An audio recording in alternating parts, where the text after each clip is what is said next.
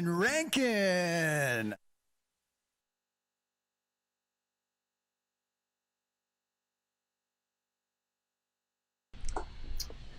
What's happening, everybody? Hey, let me hide this guy really quick. This is a surprise. All right. I want to let you guys know how much I appreciate you stopping by at a different time. Typically, I do this podcast at 3 o'clock in the afternoon, Pacific, and several of you said that it would be easier, better for you, if we switched it around at 5 o'clock Pacific. Gives you a chance to get out of school, get out of detention, perhaps get off a job if you got one of those, and come out and hang out with me. What a week. Let me tell you, man, gigs are happening. A Flock of Seagulls is back on the road again, which means that most of these shows are going to be happening backstage, which is the whole intent, is to give you an opportunity to feel like you're hanging out with one of us in the green room. Before I tell you any more about that, let me tell you how appreciative I am for these guys, 5-Star Guitars. 5-Star is my sponsor. They're based in Beaverton, Oregon, which means that there's no sales tax if you order online. And if you go to the link below, 5starguitars.com/allaccesslive and use the promo code of allaccess15, you're going to save 15% off of everything you see there.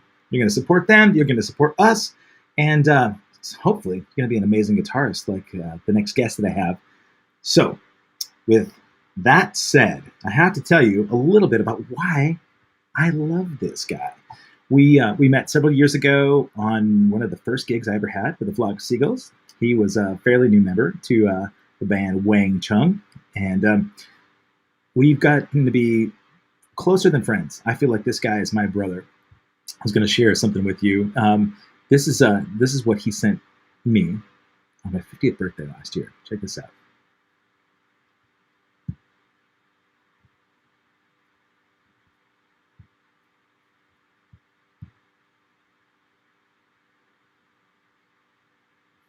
Anyway, let's back it up. There we go. Look at this.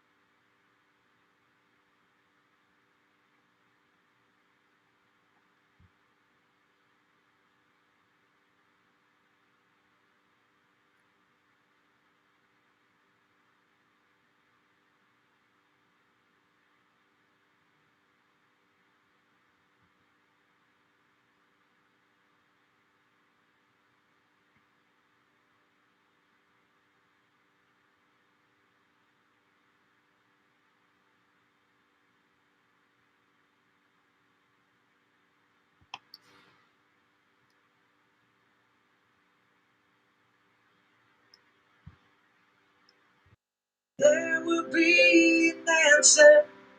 Let it be. Let it be. Let it be. Let it be. Let it be. There will be an answer. Let it be.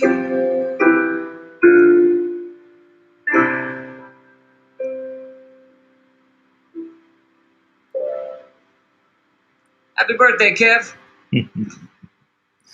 Oh man. Okay, so I was informed that there was no audio for the first part of that. So my apologies, guys. And look at this. We got a bunch of people here in the audience that are excited to see you. So you got a taste of it, and you're going to get a little bit more. Let me welcome my brother from a wonderful other mother. This is Josh Thompson, or Joshua, as he likes to be called. Hi. Joshua. No, Josh is just fine. It's just that there happens to be a country artist with a ponytail named Josh Thompson, and he looks like Steven Seagal's nephew, and I don't want to look. I don't want to be confused by that guy. No. Flock of Seagulls. That's good, man. Flock of Seagulls. Yeah.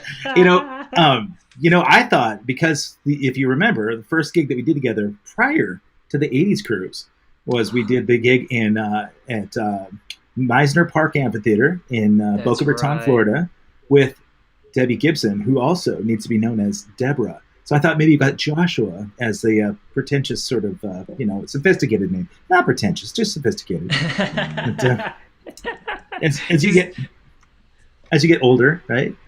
Yeah, I don't know, man. I had to go with what was available, and I've actually had a couple of people show up to shows thinking that I was, Steven Seagal's ponytailed nephew.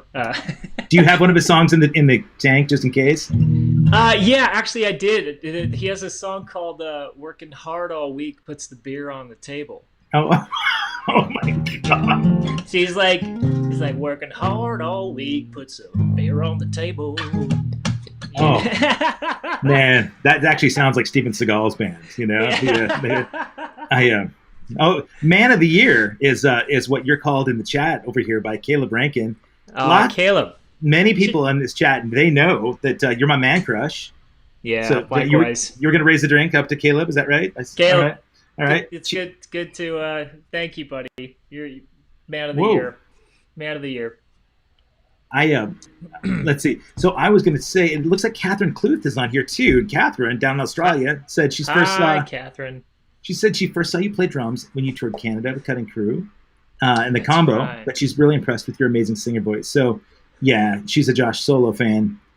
Here's the deal, guys. If you've not seen this, when Wang Chung came through, they realized that they had this unsung hero, this diamond in the rough, and so while Jack and Nick are incredibly talented, and Gareth are incredibly talented people, realizing that putting Baby back in the corner was just not a good idea, that they had to bring Josh up front.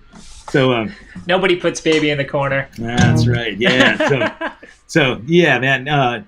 It was. I think the first time you came out, you were doing "Girls Just Want to Have Fun," "Girls Just Want to Wang Chung," right? Yeah. And then you did your rendition of Bohemian Rhapsody mixed with the Miley Cyrus Soundgarden thing. Was I drunk for that part? It could have been. Maybe. Oh, you know what? God, I was thinking that was Jason, your so-called manager. Right. Yeah. Jason. Dude. Okay, so just over a year ago was one of the first debut episodes of this podcast. You and me hanging out talking. I know. Horrible internet, you and me hanging out. Oh, yeah. Josh stealing internet from the neighbors, dropping out every third second. But you know what? People stayed. They watched, right? So, yeah. What's happened between, Greg just said so-called manager. Oh, you know what? Well, he's more than a manager is what I meant. Right, Greg, don't you dare share this with him. No. Well, Jason knows. I would heckle Jason, but okay. So behind the scenes, and you guys never know about this. Yeah, you may have seen this guy on keyboards. He's a phenomenal keyboardist. It's incredible. But he also he's a good part of the Lost 80s live tour. So some of the logistics that your words, not mine. Some of the logistics that happen on the road would not happen if it weren't for this fearless road manager and whatever else he does for Wang Chung. He drives you guys, and he is a great dancer too. That's right. Yes. He was doing some crazy dancing and actually was instructed to not do so anymore because he was upstaging the other guys in the band. Yeah. That's left for you. So he got a warning. Enough airtime about Jason. So what's happened between then and now, the last year? Tell me about Josh Thompson. You've relocated. I have. I think the last time we spoke, I was trapped in the four walls of my Pasadena apartment, stuck in quarantine, wondering what in the hell is happening to the world right now. And yeah, man, I moved in July. I went to Salt Lake City, Utah, where I've lived. I've lived in Salt Lake before. I'm not from here, but I just moved back. I went back for 3 weeks just because there was nothing happening. There was, as you know, no touring, no shows, and I was just like, I need to get out of Los Angeles, which a lot of people have uttered those words in the past year. I need to get out of Los Angeles. And What was it about LA that you needed to get away from? honestly, it was being able to actually come up here and connect with people, because I knew people up here. Sure. That's not to say that I was like, oh, I want to go to Utah because they're more lax about COVID restrictions. Well, that's But they are. But Yeah. that's not why I moved here. I came up here and rejoined the circles of like some of my closest friends in the world, who actually I needed them. They needed me. They were going through a lot of shit. A lot of my friends were just going through a lot of shit. And I just found myself kind of going, can I cuss on this podcast? I'm sorry. Absolutely. Yeah. Oh. I just have to flag it as such. So this is no longer a children's show, folks. So if your kids are watching, I'm so sorry. Make sure you're in the room with them. I needed to just be connected. So I came up here. I joined the circle of my really, really good friends, and it was also being able to have access to nature. Utah is just glorious, and I wasn't planning on staying. I came for 3 weeks, and like whenever I had to leave to go back, I felt like my heart was being ripped in two, and I was just like, I need to stay here, because I just felt like I was being nourished back to life. I'm so glad when you said you had to come back to your people that you didn't, because Utah is known as predominantly white, right? I'm glad you didn't say you had to come back to your clan, because that would not be good. Yeah. So sorry. Coming from Montana, being around Idaho, and honestly, the town that I live in, although people think that Portland is a really progressive, forward-thinking cultural city, but I'm 10 miles south of it, and I'm surrounded by Confederate flags and rallies, and if they had trees big enough, they'd have lynches. It's awful. Yeah. So, Yeah. so I'm not trying to make light of that. It actually makes me sick. But Same. The people that I've met that are your friends in Utah are some of the most amazingly generous people. Like, they are really, truly, they would, it's like, I think that's why you and I connected. The very first time you and I met, the picture that I had, remember that picture of you turning around at Meisner Park and, the purplish kind of background. So good. I still use that on my website. You know what? Photo. But it captured the connection that we had, and people like Michelle's on here. She loves you, of course. And hi, Michelle. When I tell people about Josh, they've come out to the Lost 80s shows and they say, "Oh, this is the guy you're talking about." My ex-girlfriend, she realized what an amazing dude you were. So I think she's a little jealous of my man crush, my ex-wife, Jen, just absolutely adores you, and she sees why. I feel like I adore Jen and Caleb. My goodness, man, my kid feels like you're the long lost uncle. So I'm going to go back to what you said. You said that a lot of people were struggling during the pandemic, and going to Utah with your people nourished your soul. You had familiarity, you had your connection with your people, you got to go to nature, which is something, as you know, I revere. I need it as well. So what do you do to kind of reconnect then with your spirit when you're there? Do you have like a daily ritual?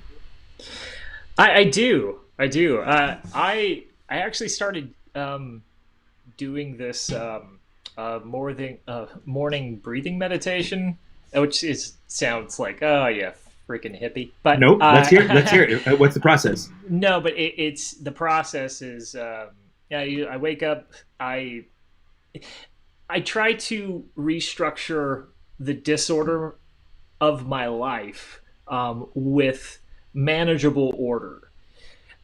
In other words, it's like there are things that are beyond my control right now in my life. We're not touring. I'm so happy Flock of Seagulls is touring again. But a lot of the bands that I play for, Wang Chung Cutting Crew, they're in the UK, and that's a little sketchy right now.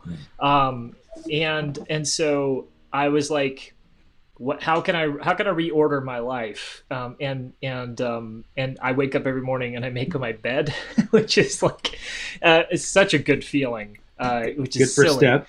No, Yeah, that's great. first good step. I go downstairs, I grab some coffee, and I come back up, and I sit on a pillow, and I do a guided meditation for about 10 minutes, and that I know a lot of people probably hear a lot of opinions about people that do guided meditation. It's sort of like therapy where people talk about, oh yeah, I'm in therapy, but like when you actually break down what's happening in those things, it's monumental. And the ability for me to shut this off and just be present with myself, not Joshua Thompson, who I think I am, or all of these things that kind of make, when you get to tour the world, it makes you feel good about yourself. Mm-hmm. When you don't get to do that anymore, what you're left with, you start to wonder what's my worth and what's my value. Yeah. And that's silly. And so it's like I have to learn how to exist as just myself, and also at the end of it go, and that's enough. Yeah. I am not what I do. I'm not my occupation. Yeah. And that is the hardest thing. And that's the reason why I wake up every morning and I do the breathing meditation every day, because I have to be reminded of that. And it's painful, man. You and I both have talked about this. It's like, I hate not being able to tour and connect with all these lovely people that are, putting comments on the comment list. It breaks my heart. And so, I mean, thank God they're here, and this is what we do this for, right? You and I both know that being away from that for over a year makes you realize the connections that you've made. Like, you and I would think neither of us took it for granted. A lot of people do, and I think you get caught up in the chaos when you're touring, and everybody thinks, oh my God, what a party, right? You guys are on stage and everybody's, excited about it. They're hanging out with you afterwards, giving you all this attention, and then you must be making tons of money, and you're like on top of the world. You get caught up in the mundane sometimes when you tour. There are logistical issues that really frustrate you, that some of the things are out of your control. Most of them are. I would say 95% or more of everything that happens in our life anyway is out of our control. But I think it's harder to remember that being able to focus on that 5% is really all we can do. It's harder, if you're stressed out, you haven't had sleep, and you're at the whims of, whatever tour manager or whatever. And so, for me, the pandemic helped me recognize a lot of that stuff. I'm wondering about you, like, what did Josh Thompson learn about himself during this time off? Similar to what I just said, first and foremost, you're not your occupation. I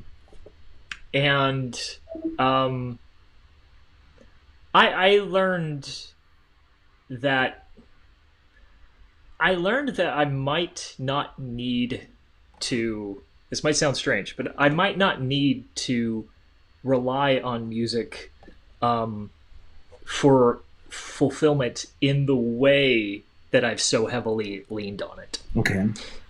And I've learned that, because it's like whenever you're trying to sort of like produce a life and make a living playing music, getting just even eking out a living it's a really big accomplishment, because it's not easy, because there's not a lot of money in the music industry for musicians. What? It's just I know. No, I thought you just like flip a switch and you buy an app and all of a sudden you're rich. Public service announcement.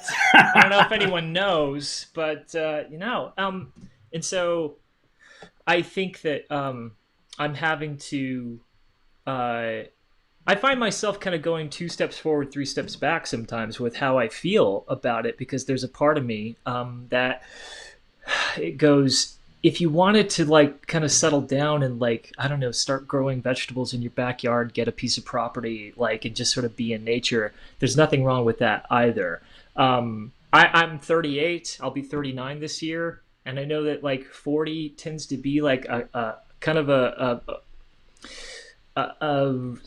revolutionary time in someone's life of like, okay, I did what I did in my 30s, and like, but is this going to work for me moving forward? And my priorities are shifting. And I think for me, what I've learned, to answer your question, is that it's okay for me to feel that way. And if I decide to like take a break from music and start selling insurance to just try to make some bucks, cool. I know I'll always play music and I'll always experience music in some way. That'll never end. It's in my blood. It's just like you. No matter how long we take a break from it, we will always come back to it. And so, I'm trying to be more at ease with that idea and just be like, it's okay. You know, it's a tough one. Easier said than done. It is, you know. And I was thinking about your ritual. You know, I mean, everything that you just said sounds like you've done a ton of work on yourself. You know, and a lot of that comes with therapy. I don't know how much. I mean, for me, I'd be lost without it. Therapy's been amazing just in getting perspective and helping me dig into my thoughts and make sense of them, right? Because there's chaotic stuff going on up here. You talked about getting things in order in the day, besides like making your bed. I think of most of the time that we're going through life is so chaotic, and finding a way to control your chaos, right? Controlled chaos is something that I've realized I thrive on. You know, I thrive on some chaos, but being able to control some of that, the stuff that is within my control, but shutting that stuff off in your head, like the breathing exercises you talked about, I tried to do it, you know, in almost any place I go. If I'm in the car and I'm stuck at a stoplight, but for me, getting in the woods, getting into nature with my dog, or being at the ocean, right, you know, and deep inhale, you hold it, long exhale, the box breathing, and I don't know what kind of breathing exercises you're doing. I've done the guided meditation, but for me, even that is a distraction for me. You know, I really need silence, or natural silence, and not natural science, Caleb. That's a Rush song. Natural science. But now, you know, it's weird, man, because I thrived on so much mania my entire life, and now I crave solitude, or not solitude, but serenity. I crave, you know, just the peace. So, are you able to find it on a daily basis up there in Salt Lake area? Yeah, I mean, it's a lot.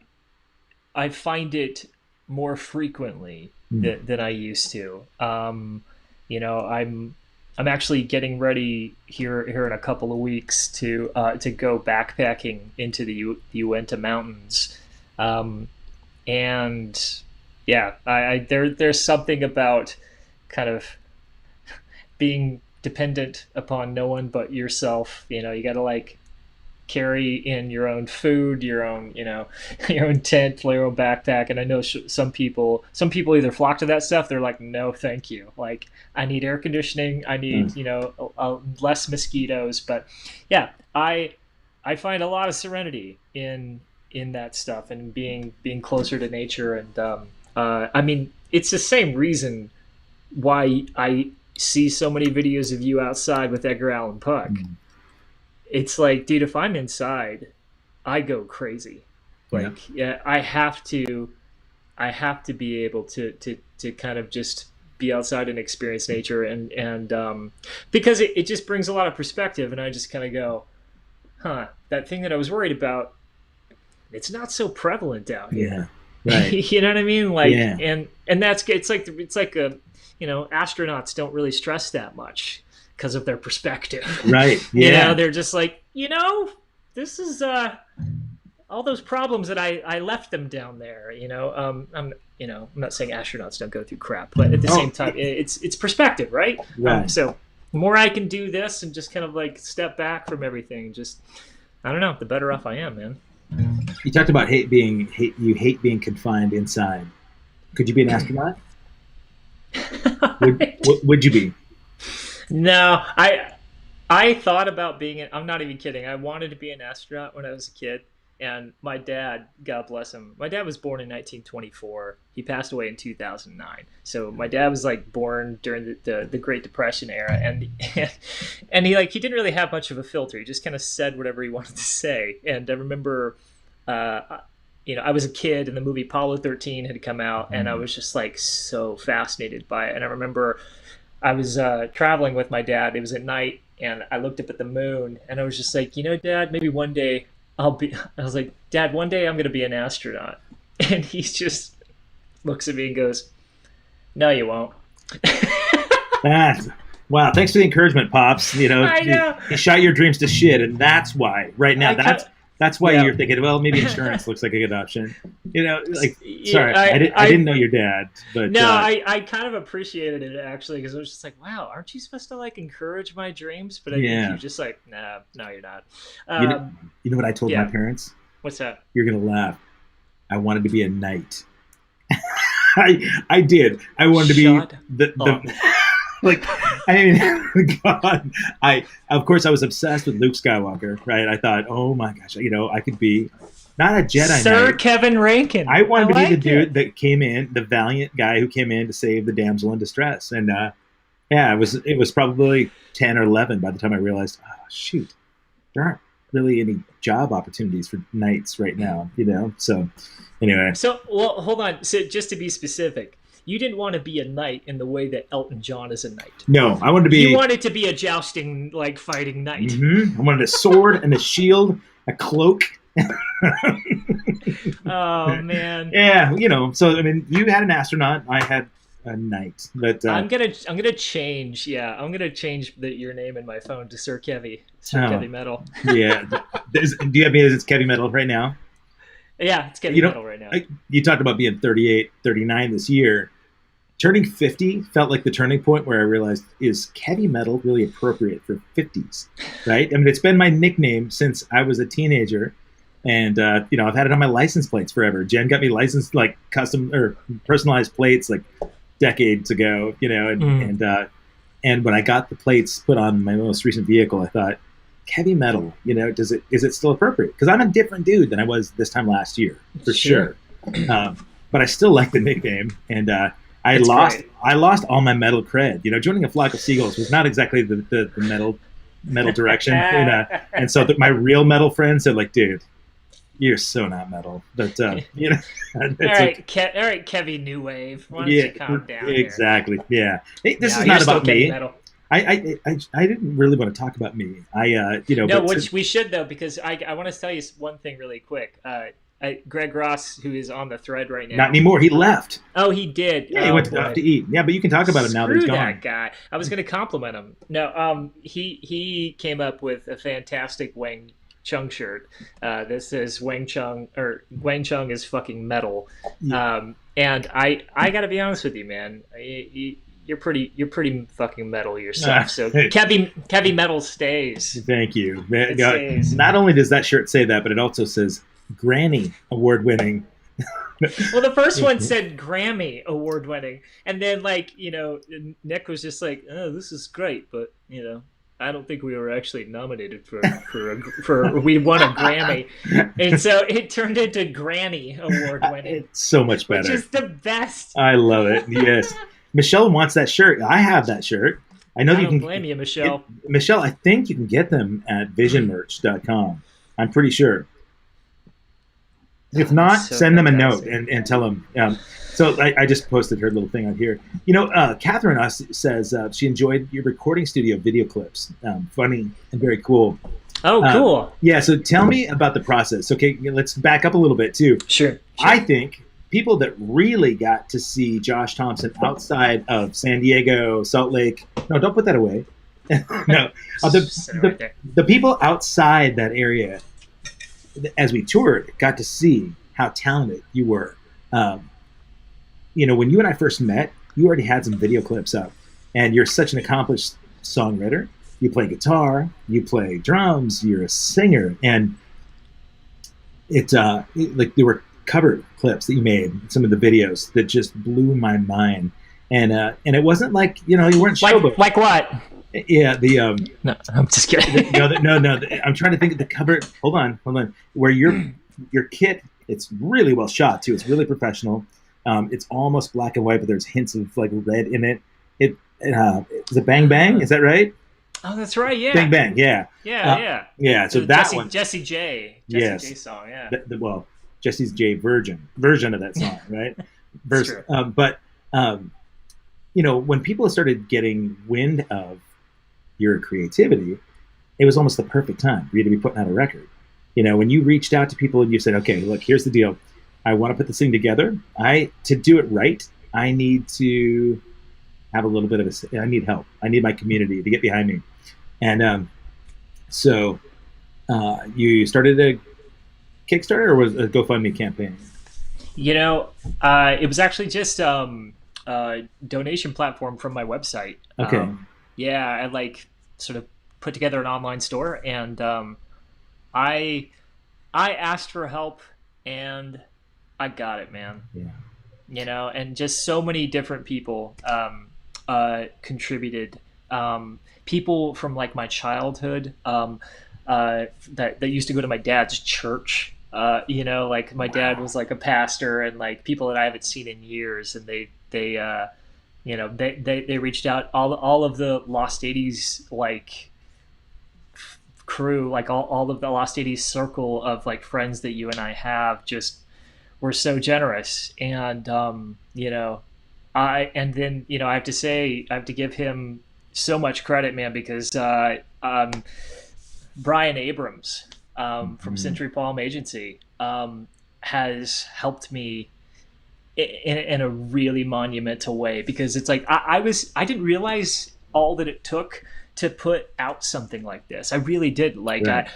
You begin to construct a budget in your mind, and then you're like, then all of these other things come in, like mastering, and like, I added a horn section, the other day, and it's just like, what?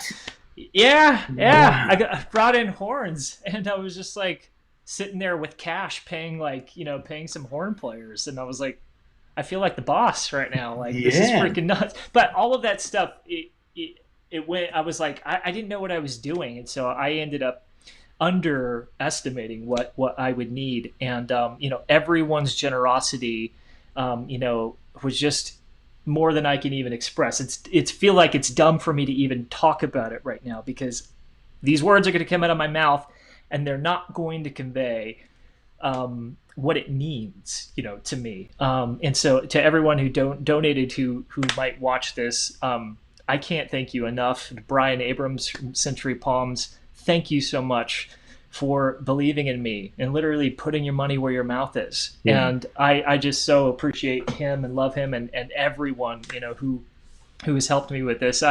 I'm almost there. I'm thinking September is a realistic time frame for 60 days. Yeah. Wow. I don't know. Yeah. Well, so you had a show last week. One of the reasons that we couldn't connect to the show was that you had a show and you had a studio time that just popped up, that your producer said, "Hey, man, let's get you in here while we can." So, correct. So when you did the show, first of all, were you playing a lot of the new music for the record? I was actually. I was playing all of the songs on the new record that no one's actually heard yet, and it was fantastic. It was different because I only had my guitar player, Gangsta Matt Decker, flew in from Seattle to play with me. He and I played music together for years, and he's just a phenomenal guitar player. And then my dear friend Ashley George, who I'm in another band with. That was another thing that's happened since I came back to Salt Lake, is I helped start another band. We're called Honey Tantrum, and fantastic songs. Those are actually, I'm in the process of mixing and recording those songs on my own. So like with my own little home studio. And so we're going to have some music for everyone to consume here pretty soon. But yeah, so I had a guitar player, Gangsta Matt, and then I had Ashley singing with me, and we put together a show, man. It was fantastic.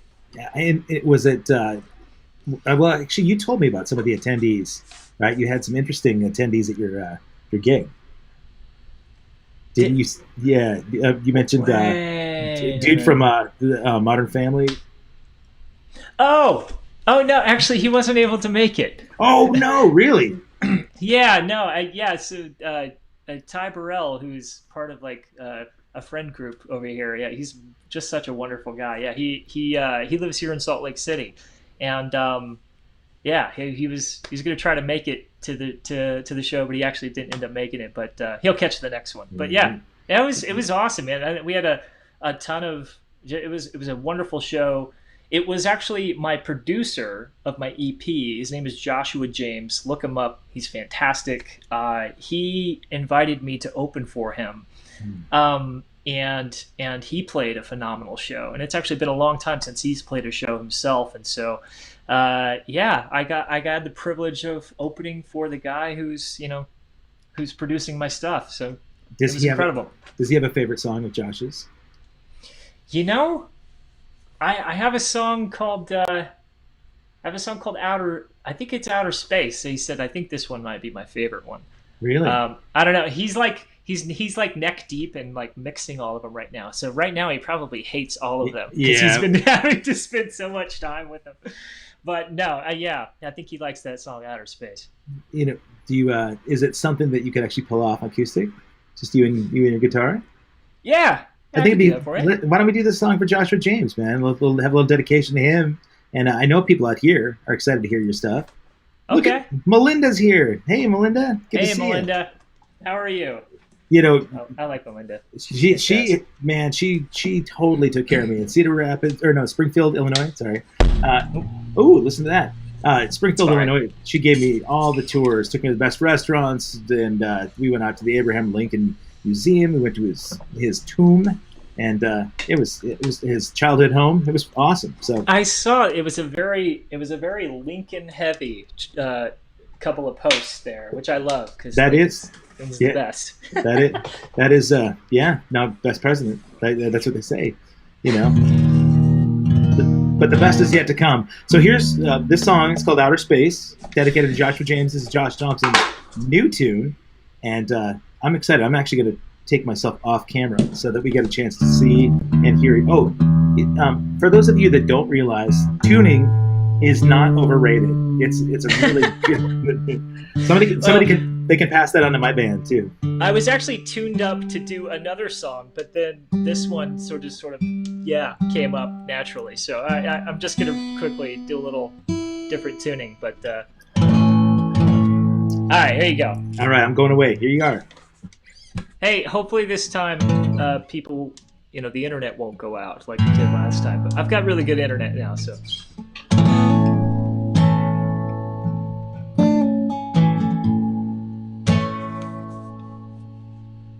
I like to send my lover into outer space so she can get some time alone, enough to miss my face. She can start to forget this crazy world we're in, and she can be my lover once again. I'd like to send my lover past the Milky Way so she can have a place to think when there's not much to say. She can find that someone needs to learn from my mistakes, get back and be my lover once again.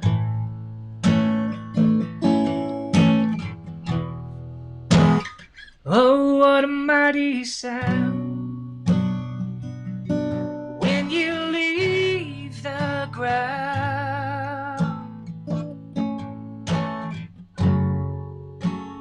Oh, what a pretty sight when I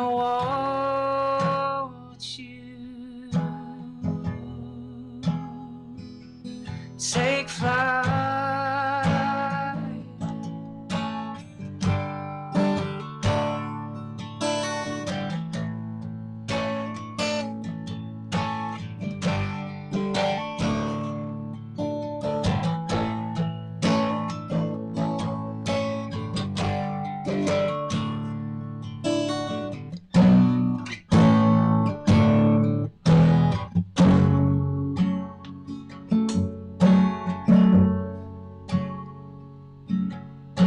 I'd like to lay my lover on a bed of stars so we can find out who we are and just what we're made of.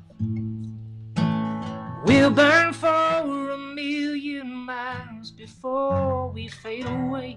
And she can be my lover till the end.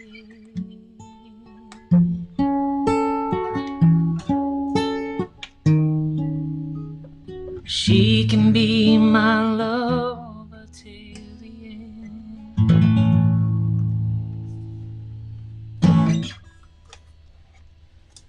Lost my headphones. Oh my God, man. You've Did I cut out? no, you didn't at all. You changed the bridge and some sections since the last time I heard that one, and it's a gift. That's incredible. Thank you. Man. You brought that song just brought up some thoughts about experiences that you and I talked about, relationship stuff. Over the last couple of years, you got a way of expressing heartache in the most incredible way. One thing I know about you, and I don't mean to bring up that kind of personal stuff. No, it's okay. But, I like that you make yourself vulnerable talking about it without seeming like the victim, and people can relate to it so well, but I'm having a hard time even putting this into words. I mean, your music touches me, and it's amazing how just rich and authentic your voice is. It's so. Now, you mentioned that you grew up singing, right? Back in your family, in church, right? You guys were doing like choral singing. Choral singing, yeah. No, it was country gospel, like heavy country gospel music. My dad was, as I mentioned before, he was born in 1924, and so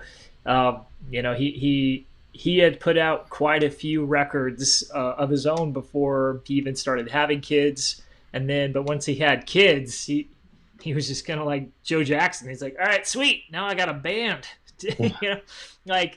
It's like farmers have kids and then they put their kids to work on the farm. My dad had kids and he's like, all right, now I got my rhythm section.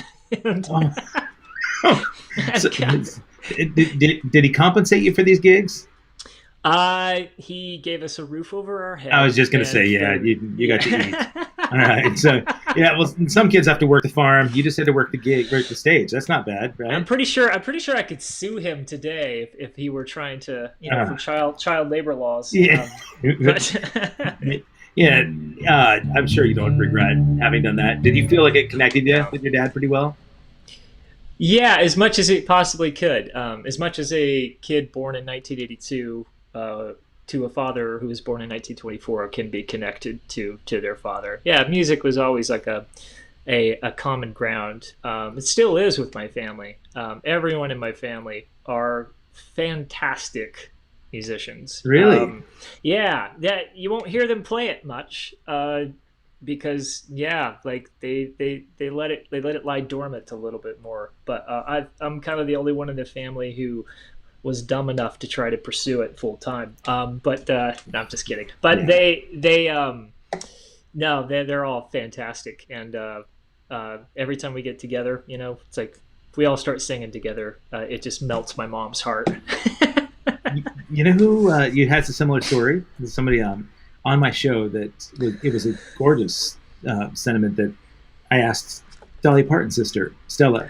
I didn't want to ask. That's right. Yeah, I didn't want to ask her about Dolly at all. I figured she's done a million interviews and everybody wants to know about her sister. And you talked about identity before, and what you do is not who you are.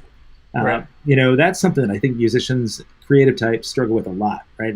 And the identity crisis that came along with the pandemic was that what we did was taken away, so who we are felt like it was taken away too. And if you lose some of that, then it puts you in an odd space. That was a detraction from Stella.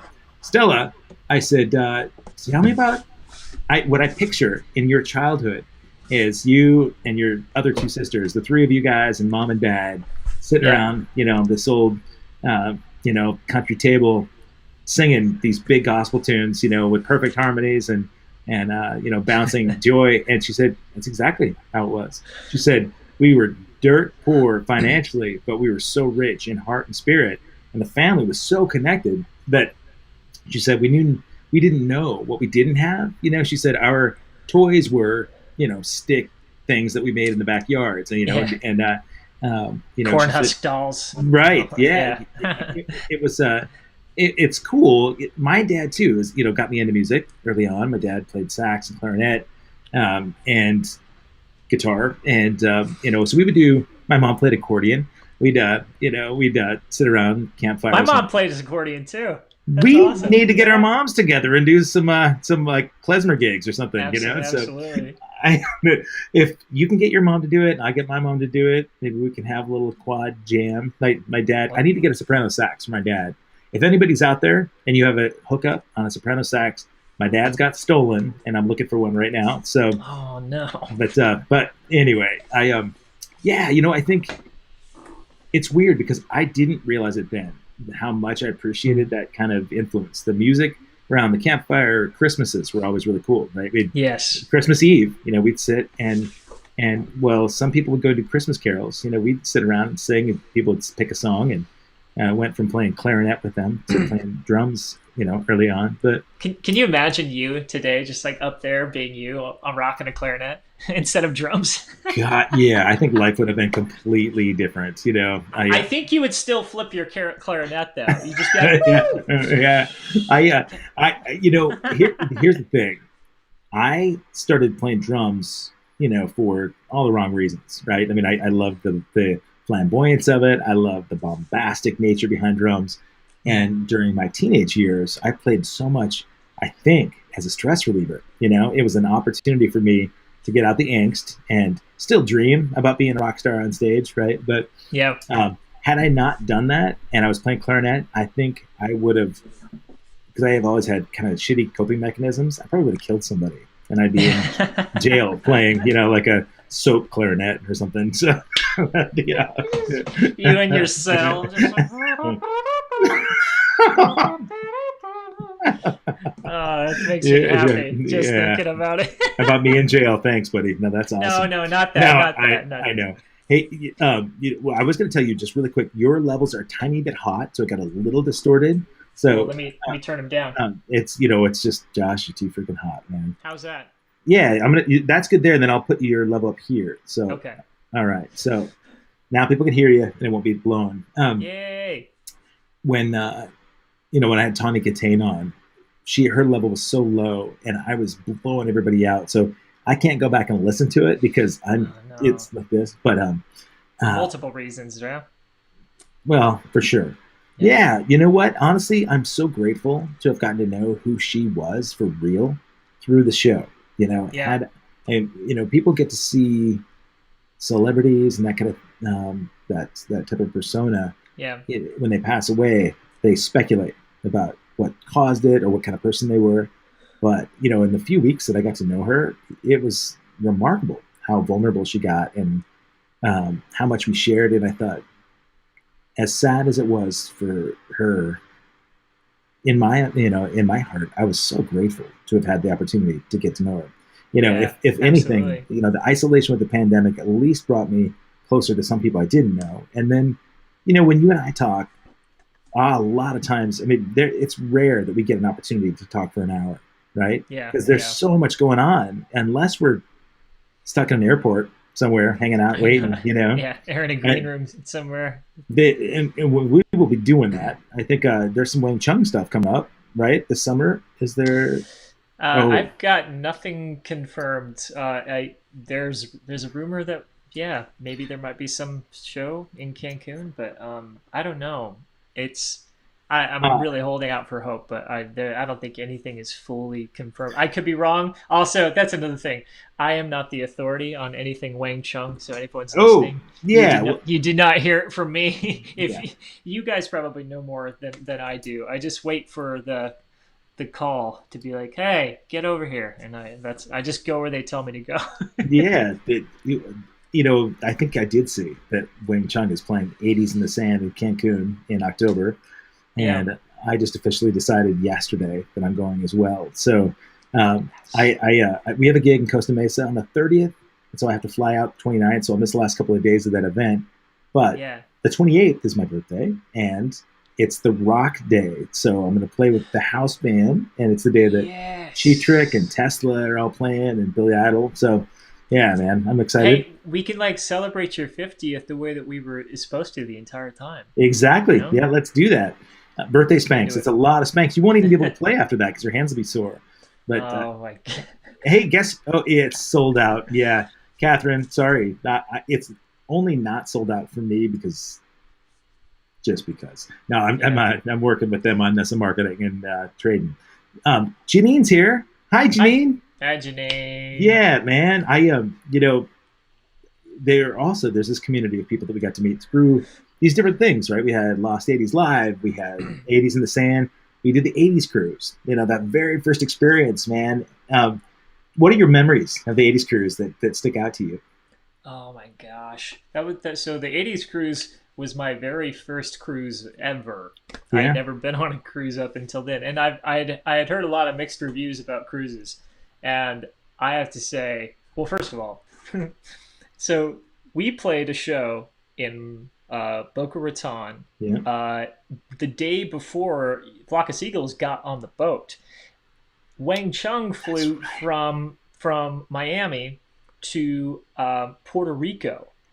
And we waited in Puerto Rico for 4 days for the boat to get to Puerto Rico, and then we got on the boat. So we got on the boat on Wednesday, and so in Puerto Rico, it was in better shape than it is obviously right now. But it wasn't the easiest of sort of places to wait. I feel like everyone was feeling a little bit antsy. Our setup was just a little bit wonky, and we're like, what do we do? Like, we really don't. We did all the things we could, but that ship pulled in, dude, and I got on, and it was just like, yes. And as Wang Chung started their very first set, the boat pulled out and headed out to sea, and I noticed because my cymbals started doing this. And I was like, oh my God. And Jack Hughes looked at Nick Feldman and he went, are we moving? You have his voice down really well. You just reminded me, actually, from that first show, I've got footage here of you guys playing. I think it was either To Live and Die in LA or, let's just see, somewhere here. Eileen's on. She said that first set outside was awesome. That was such a fun show, Eileen. I loved that show. That was such a fun one for me. I didn't catch that one outside. I caught the one in the lounge when you guys were playing. Right. And but I remember that same room when we played because it had to lean with the drum set as it moved. And it was my first cruise gig ever too. So this is sad, but I have all sorts of these clips on my phone. People need to know that Just finished the gig. There's my man crush right there. How lucky am I? You didn't see that? That's right. We're going to go hang out in the casino. Wish you were here. And I was going to see if I could find posters with Josh on them. These banners. Oh, you can count? Yeah.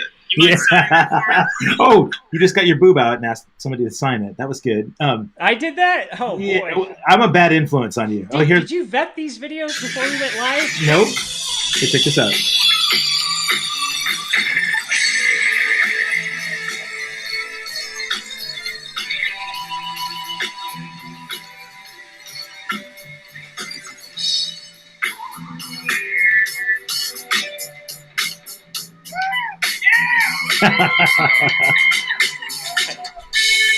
Theo Banks on keyboards. That's right. From Wham! And who else did he play with? He had a few good.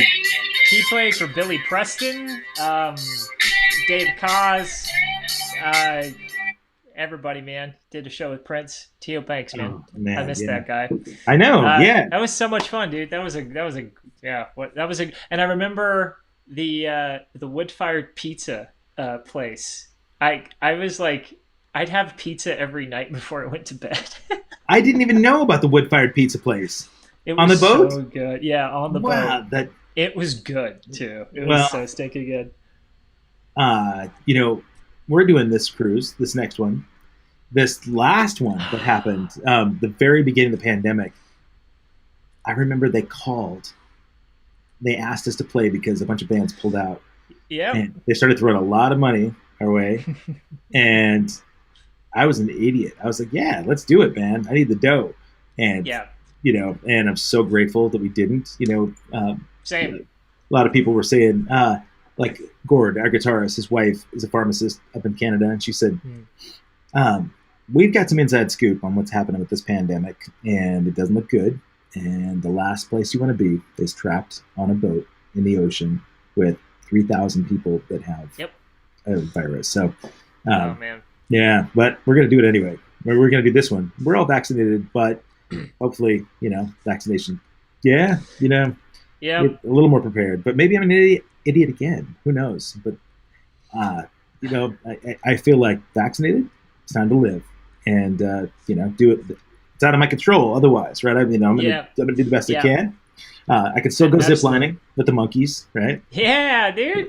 Oh man, I have to say, Kev, I really hope that 80s in the Sand is a go. Again, not to disappoint anybody, I'm not the authority, so I'm not saying I hope it's going to happen, because there's a chance it might. I look at every show nowadays with like, who knows? It may not happen. And so I'm just trying not to get my hopes up. But it's too late. They're up. I really, really want to do that with you. But I just want to sit on a beach with you and hang out and reconnect. You know what I mean? We do it so well. We do, man. Speaking of what we do so well, I do a really good job of listening, and you do a really good job of playing. You feel like playing another song from the new record? Sure, man. I'll do it. Absolutely. What are we going to hear? This is going to be the first song on the EP, and this one it means a lot to me. Not that they all mean a lot to me, but this guitar was actually gifted to me by my friend and his beautiful mom, Chris Hyatt, and she passed away this past April of cancer, and she gifted me this beautiful Gibson J45, and just went, hey, we believe in you. Now go write some songs. And after about a full day of just crying, I actually went into their backyard where I was staying late at night, and I wrote this song. So this is one called Little Bit Better. Beautiful. I can't wait. And I have to say, I don't say this to brag, but whenever you can make someone that you love and you respect and is one of your heroes cry, I feel proud about this one, because Nick Eade from Cutting Crew called me one day and was just like, I absolutely love that song, and it means a lot to me. And when you can do that to someone who you play for, I felt very honored. And he actually asked if he could cover it. Wow. And he wanted to play it at a show, and I was just like, Nick Van Eede from Cutting Crew is asking me if he could sing one of my songs at a show. Just like, yes, dude. Unfortunately, the show didn't happen because of COVID, but the sentiment is still there, and I feel extremely honored that he would ask me to do that. So the first show that it happens is going to be a pretty good game changer. And all those people, Karina and Catherine and all these people that are massive Cutting Crew fans are going to get excited that they'll get to see the very first instance of Nick playing your song.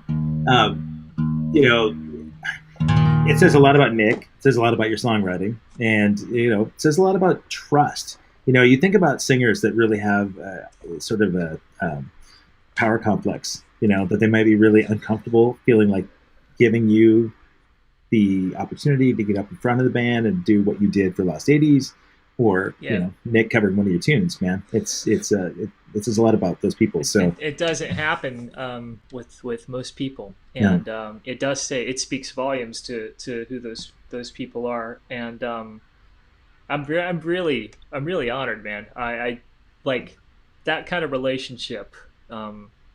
Doesn't happen with a lot of people, and it's not lost on me. And so You've earned it. You really have, man. I mean, there's I don't know about that, man, but I'm just trying. So you guys that are watching here in the chat, this is a pretty exclusive and really cool thing. I know that a lot of you have not got to see live music for a year and a half, and so it's a blessing to be able to get to share some space here with one of my favorite people on the planet. This is Josh Thompson doing a song from his new album called A Little Bit Better. A Little Bit Better. Here we go.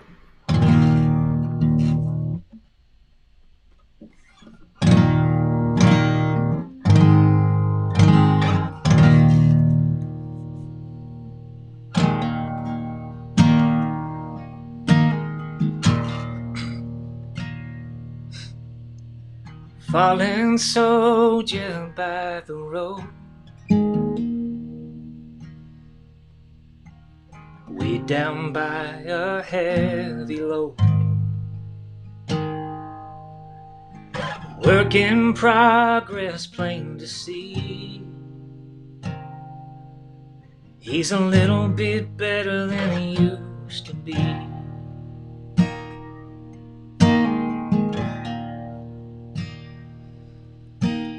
Pawn shop guitar, $50.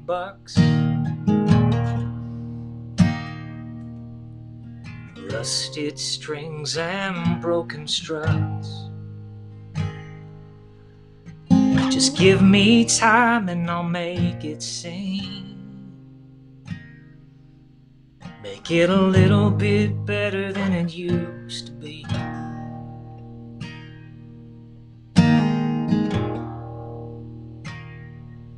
Is it providence? Maybe that's why those who chase the light always make it through the night. I have confidence. The weary among us will find rest, and love will be what we do best. Dirty old dive bar across the tracks, lukewarm beer and a dirty glass. All the regulars might disagree, but it's a little bit better than it used to be. Is it providence? Maybe that's why those who chase the light always make it through the night. I have confidence. The weary among us will find rest, and love will be what we do best.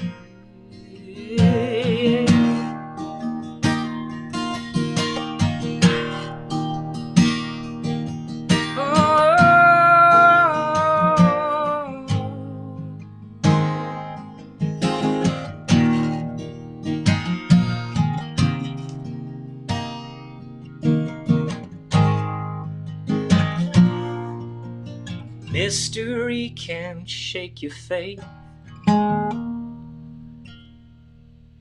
like a Southern California quake. I'm still not sure what I believe, but I'm a little bit better than I used to be.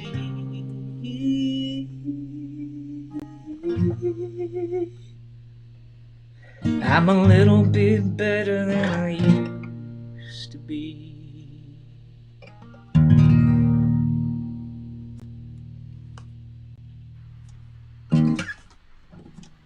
God damn you. That's for you, Kev. God, I love you, man. I love you too. You know who else loves you? Who's that? This guy right here. Hey, Edgar Allan Poe. Edgar. You see him? Write a song about Edgar. Yeah, man. I'm trying to figure out a way that I can bring this guy on tour, because he's saved my spirit as music. maybe emotional support dog. Mm-hmm. You know? Yeah, he has saying. been. That's no lie. I know. Man, can I just take you with me everywhere I go? Honestly, man, yes, because I've got shit else to do, and I love hanging out with you. So let's do it, man. Let's do it. Yeah, one of your biggest fans. She says here, she's not surprised that Nick wanted to sing it. It's lovely. Thanks for sharing that with you, with us. Thank you, Karita. That's very kind. Thank you. Yeah, man. I miss you. It's so crazy, man. It's getting into kind of busy time for Flock right now, and I don't think we're coming anywhere near Salt Lake. But as you know, I was down in Santa Fe and I fell in love with it there. And there are areas that you told me, you give me a little tour to some natural space that I could get connected to. Yeah. In the mountains. Yeah, man. I'm just at the point I told you where I was going to sell my house, and I think instead of that, I'm going to rent my house out and just get a little Sprinter, get a little heat, like take this guy on the road. Yeah. Right? And, absolutely. And get out there so I can. That way, I won't overstay my welcome at your place, and I could show up and we'll do some hiking, and you can sing songs and I'll cry and I've got a king size bed, man. Just saying. Yeah, he'll take it all. He does, man. He sprawls and then he snores. He does. I snore like a mofo. It's true. He snores. But you and Edgar. Edgar and I would just be like harmonizing in Snoreville. But hey, let me ask you something. Because you're such a gifted songwriter, and I'm curious to know, when you date in a relationship, when does the guitar come out? When do you serenade your girl? The first night. Yeah. No. No. I'm serious. Like, I mean, do you woo them with your? Is your stuff I'm picturing Anchorman, where he like pulls the flute out of his. Like, oh, this thing. I wasn't even prepared. Yeah. Oh, yeah. No one should take dating tips from the Anchorman movie, but it's like getting it from Michael Scott in The Office. I'll be honest with you, that doesn't really happen. I will say, I am very proud to say that I have. I've caused quite a few couples that are like watching me perform. They just start making out right in front of me, or right in the audience, and I'm like, my work here is done. Yeah, right. Take that, John Mayer. But as far as like, it's like, hey, like, will you sing to me, you sexy beast? Doesn't really happen very often. Wow, not yet. No, well, I don't know. I feel like, girls are just sort of, ladies are just sort of like, you're a musician. That's awesome. You have a great voice. Yeah.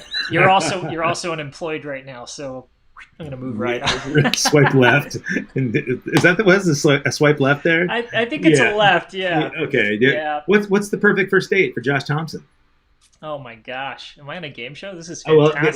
The only other person I've asked that on the show was Tony Katane. So let's see if you match up. Perfect first date, or do you want me to tell you a really good first date that I had? Well, if it was a really good one, then that's the perfect date. Let's hear it. I went on a date, actually, not terribly too long ago, with this lady, and we went up on a hill in Park City and just kind of like overlooked the city, and it was absolutely fantastic. Nothing really resulted from it, but it's like nice to be out and getting to know, like, meet new people and experience new things. But dating is just weird, dude, especially dating apps. It's freaking is that weird, where it came from? Is that where okay, Bumble? Yeah. No, Hinge. No? Yeah. Okay. Yeah, so I'm gonna break it down for you. All right. So you got Tinder, which is Walmart. That's the hookup. You got Bumble, which is Target. Okay. You've got Hinge, which is kind of like, I don't know, Nordstrom Rack. That already sounds like too much, though. There's does it feel sort of contrived and just manufactured? Well, yeah, it can be 100%. It depends on like what your intention is with it. Like, to quote Jerry Seinfeld, he's just like, dating, that's a lot of acting interested. And it is. It's just like, you don't say. And there's only so much of that you can do. I'm taking a break from it right now because it's just like, I can't. Like, I Yeah. can't pretend like I'm interested in what the hell it is that you do right now. But yeah, I don't know. It's nice. It's really nice getting to know new people, and but I don't know, man. We'll see. Yeah, It might be a while before a lady put. I want her to put a ring on my finger. I think it should be that way. You know that women be lined up to do that. I want someone to ask me and treat me like a lady for once. No. Yeah. Melinda says she showed me where she wants you, Josh, to come down to Springfield and play by the governor's mansion. So let's do it. And her idea was that I come out and I play drums for you, for your band. So okay. Yeah, you don't have to twist my arm. No, you don't have to twist mine either. I'd be staring at your, like we have to like be sort of aligned on stage though, because I don't want to be staring at your butt all night. Well, so. You'll be Ringo, I'll be, Paul or John, and whenever like he didn't have any monitors at Shea Stadium, and he just had to watch their asses to kind of like see where it was going. God. Yeah, that's all I'm doing is just watching for rhythm. I told you about the snoring. He's doing it right now in my lap. Is he really? Yeah. Oh my god. Yeah. He's so stinking cute, man. You got a cute dog. He's awesome. Catherine wants to know if it's a cushion cut diamond solitaire.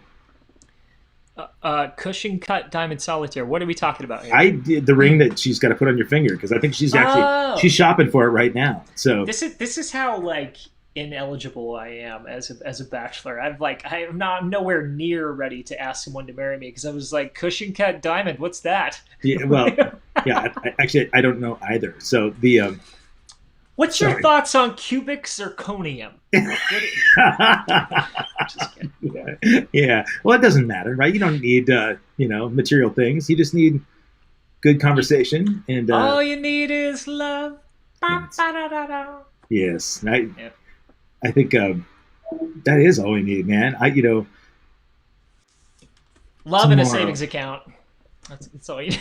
Yeah, right. I thought Bitcoin is what we need, right? So, Catherine's going to send you a photo. So it sounds like I think she meant the ring, but she's going to send you a photo, like her profile picture. Her Hinge profile picture. Is maybe. Catherine proposing to me on the air right now? I think here. Let me just do this. We'll get this out. Oh, I got to tell you this.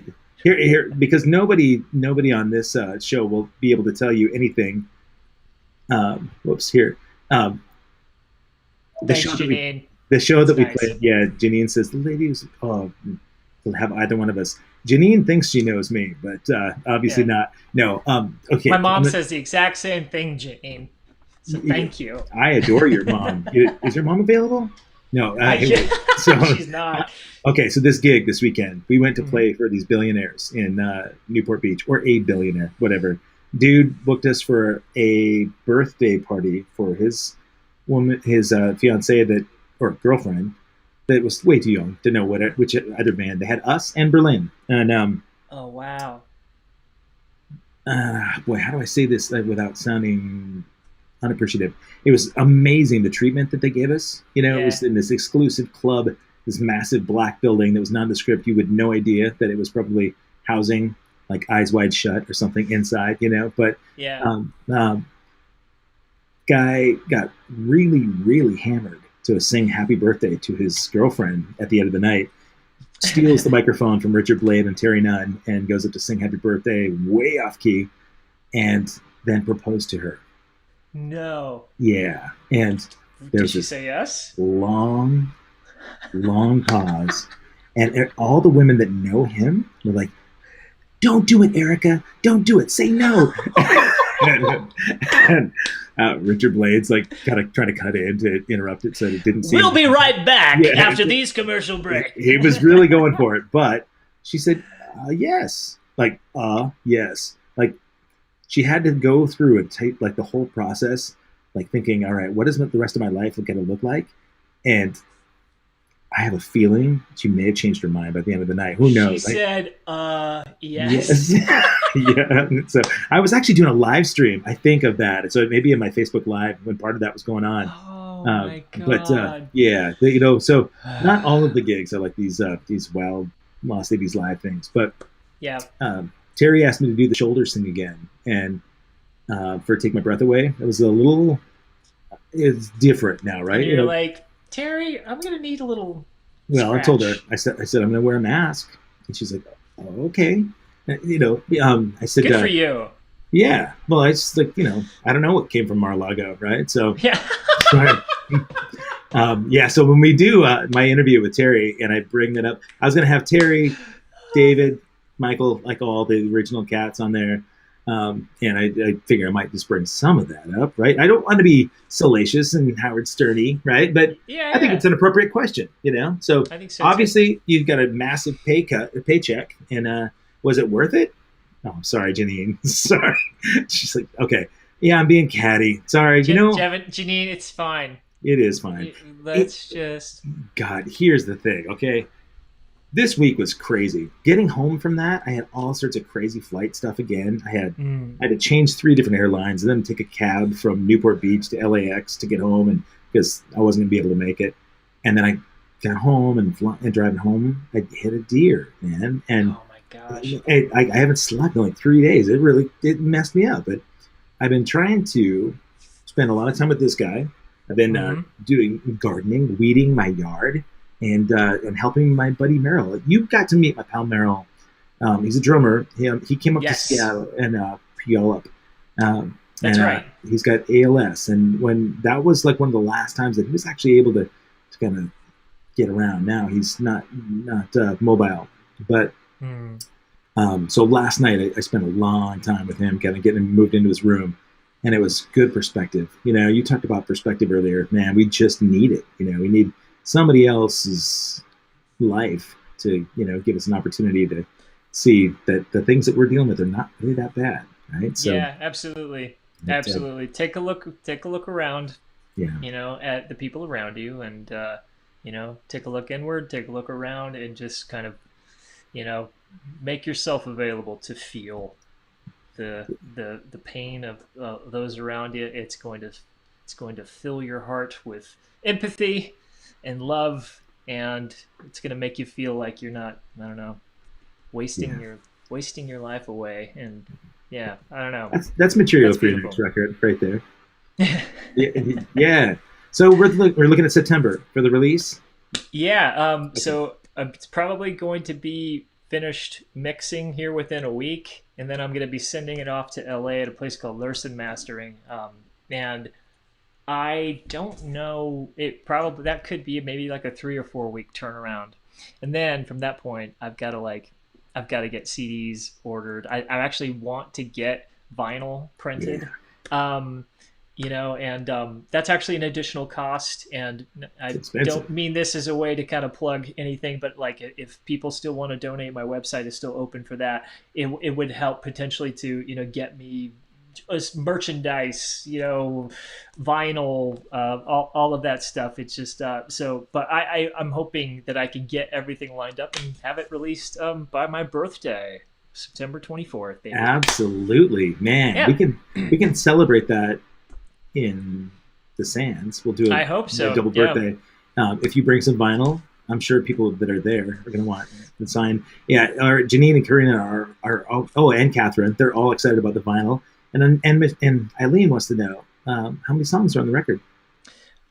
So I'm doing 4, but I'm gonna add a couple of bonus songs on there as well. I did a song for a film with the wonderful keyboard player of Win and Row, Pancho Spurgus. Yeah. And we wrote this song together for a film project. It ended up not being used for the film, but he was like, hey man, if you want to release this, go ahead. And so I'm going to I think I'm going to add it to the EP as sort of like a bonus track, do a couple bonus tracks on there. Right on. That's cool. Yeah.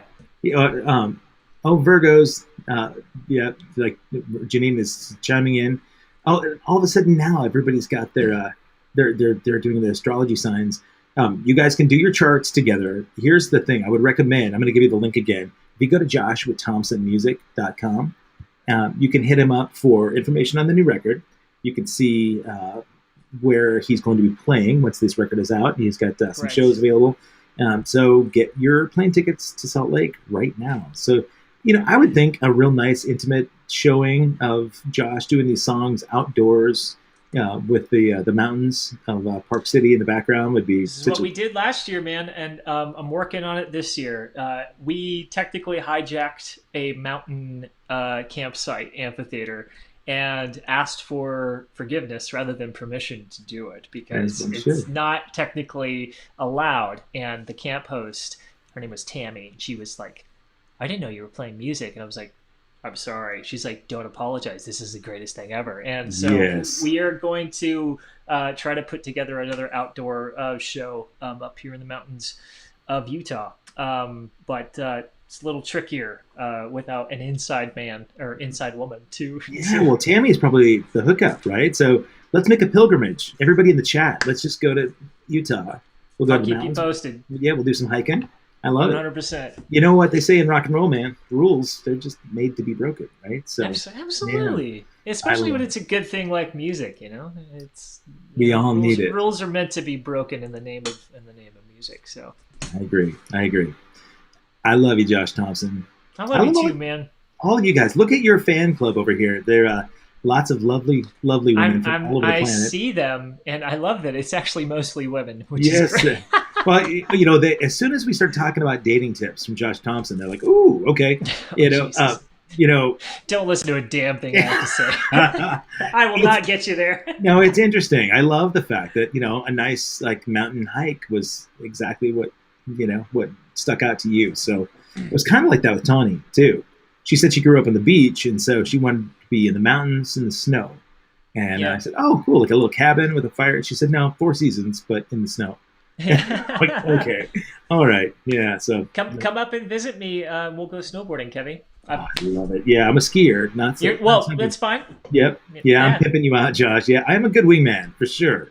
Who's a great wingman? This dude right here. Yeah, I've done it. Edgar. Okay, so say bye to everybody.